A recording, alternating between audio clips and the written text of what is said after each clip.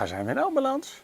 Ja, we staan bij een wijnboer op privéterrein, helemaal afgebakend, midden in Ekwezijn.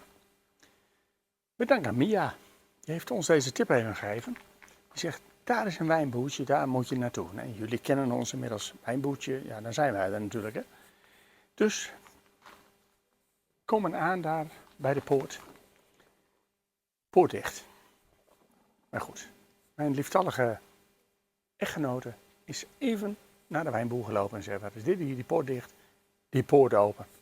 Deed hij onmiddellijk. Hij zegt van, jullie zijn Nederlanders?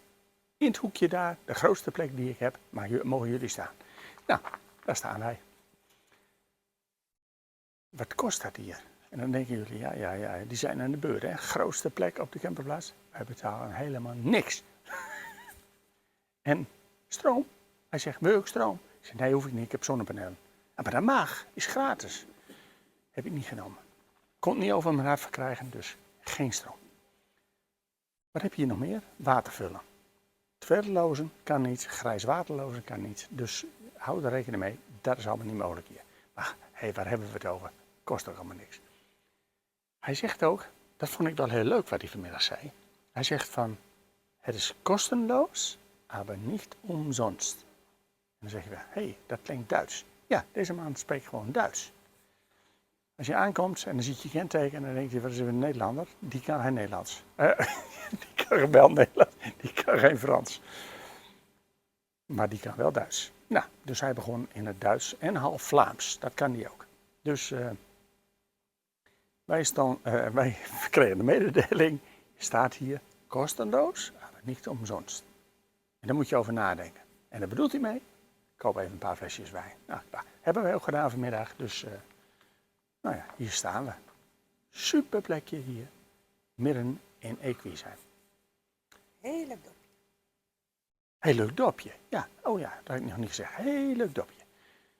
Aan het begin van het dorp heb je trouwens ook een camperplaats, kun je gaan staan. Prijs iets anders, voorzieningen iets meer. Maar de keuze is aan jullie waar je wil gaan staan. Wij vonden het leuk hier bij zo'n wijnboertje op zo'n privéterreintje. En nou ja, morgen even geen toiletlozen. Maar daar vinden wij wel een plek voor hier. Die heb je overal langs de route. In Frankrijk, excuses. Dat was een boertje van mijn wijntje van de wijnboer. Maar goed, prima plekje hier voor het nachtje. Oh ja, je mag hier ook maar een nacht staan. Dat snap ik ook. Morgen, nieuwe wijnkopers. En wij zijn weer weg.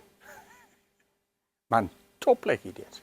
Hij hoort trouwens ook bij de organisatie France Passion. Daar hebben wij ook zo'n kaartje van. Voor €30 kun je in heel Frankrijk door bij allerlei wijnboertjes en andere boertjes kun je gaan staan. Veelal moet je wel even van tevoren even bellen. En heel vaak kun je ook pas laat terecht. Is hier niet zo, maar bij sommigen wel. Nou, doe er je voordeel mee. Lijkt je het leuk? Doe het vooral ook. Wij doen het wel.